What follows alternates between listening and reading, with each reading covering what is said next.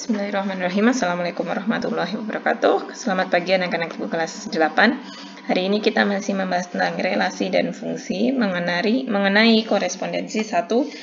Di sini ada dua himpunan ya, himpunan P dan himpunan Q. P itu nama negaranya dan Q itu ibu kotanya. Di sini setiap negara itu dipasangkan tepat satu ke ibu kotanya. Dan sebaliknya, ibu kotanya juga dipasangkan tepat satu dengan negaranya. Jadi antara himpunan P dan Q ini terjadi pemetaan timbal balik sehingga terdapat korespondensi satu-satu antara ibu kota dan negaranya. Di sini pengertiannya korespondensi satu-satu. Himpunan A itu dikatakan berkorespondensi satu-satu dengan himpunan B jika setiap anggota A dipasangkan dengan tepat satu anggota B.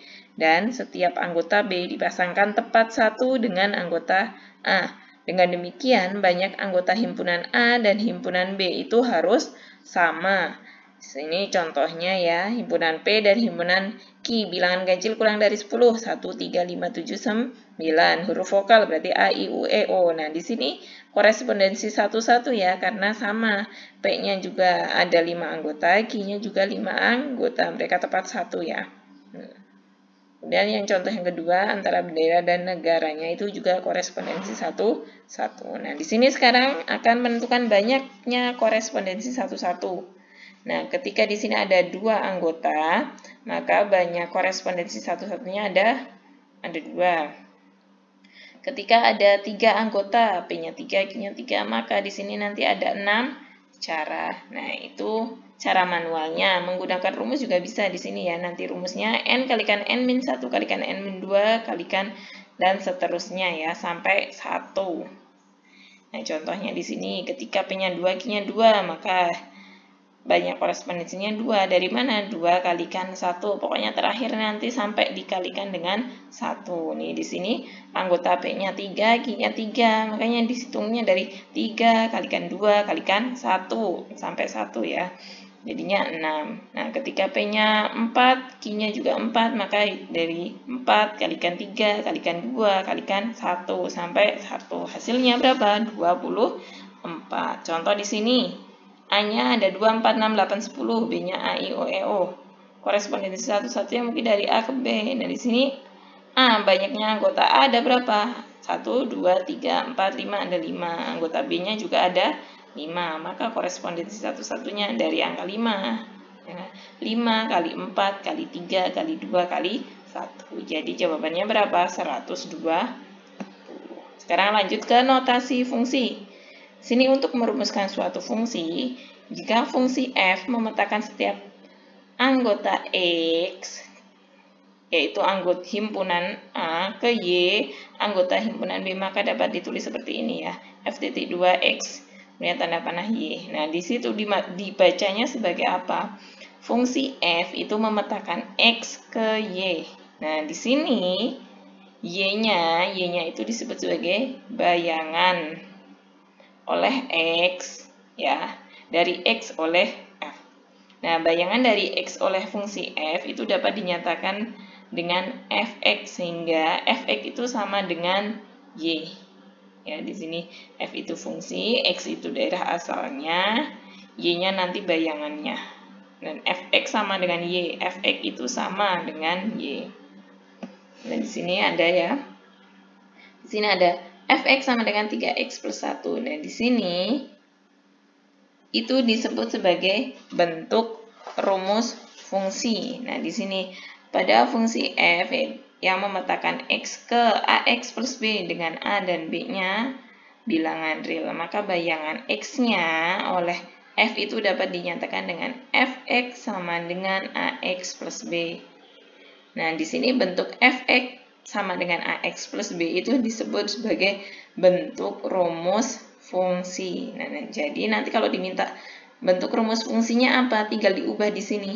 Ini jadi f dalam kurung x, kemudian di sini sama dengan ya.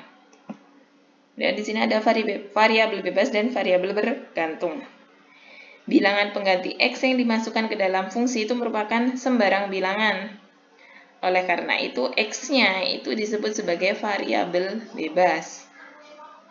Nah, setiap bilangannya dimasukkan ke dalam fungsi itu akan menghasilkan sebuah bayangan.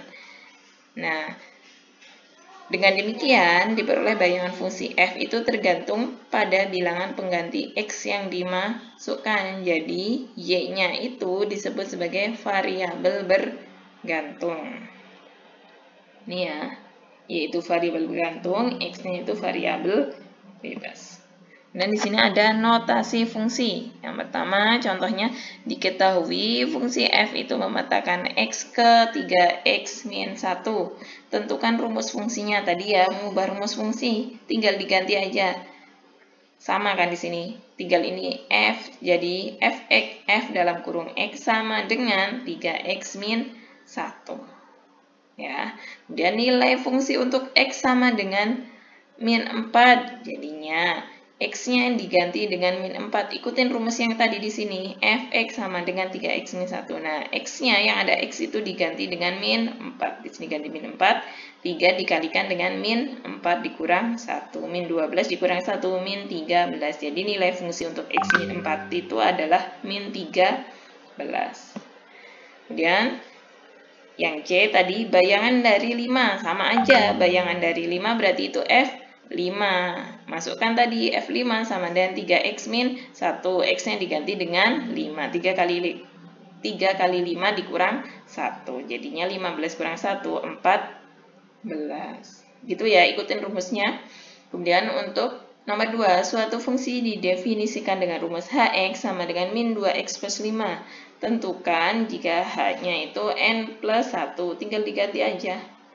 Sini hx, nah x-nya itu diganti n plus 1, ikutin aja, jadinya min 2 kalikan n plus 1 ditambah 5, jadinya min 2 kalikan n min 2, min 2 kalikan 1 min 2 ditambah dengan 5, jadinya min 2 ditambah 5, itu jadinya 3, min 2n plus 3. Kenapa min 2-nya tidak bisa dijumlahkan dengan ini ya, min 2 kan tidak sejenis ya, ini yang sejenis. Jadi min 2n plus 3. Kemudian nilai A jika HA-nya itu min 17. Nah, HA itu hasilnya 17. Nah, X-nya diganti A, berarti yang ada A, yang ada X itu diganti A. Jadinya min 2A plus 5 sama dengan min 17. Min 17 dari sini hasilnya.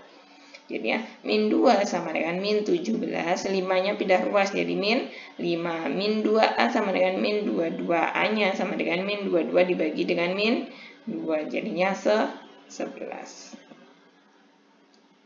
Ya, sekian pertemuan hari ini. Assalamualaikum warahmatullahi wabarakatuh.